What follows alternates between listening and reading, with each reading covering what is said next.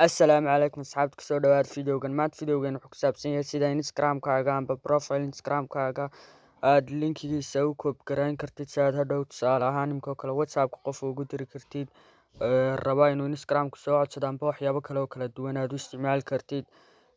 sidaa daraateed waxaad u baahan tihiin app-ka Instagram-ka iyo browser-kiina marka labadaba dadka badankoodu way haystaan marka asxaabta inoo bilaaba videoga.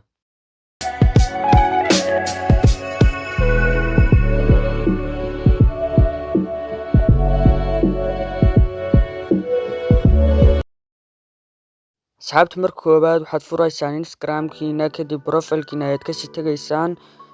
kadibna profile editing ayaad taabanaysaan kadibna waxaad sameynaysaan username-kiina ayaad soo koobi garaynaysaan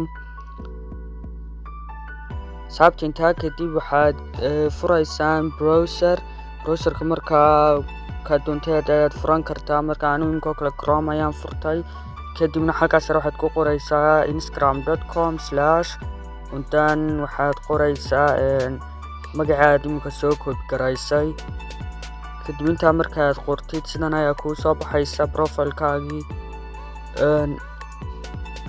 asxaabta marka kuu soo baxo kadib halkan sare aad wax ku qoraysay ayaad mar labaad taabanaysaa kadib halkan hoose linkigii profile-kaaga ayaa ku qoran kadibna halkaas ayaad ka koobi garaynaysaa marka videoga intaas ay asxaabta inoogu eegyahay.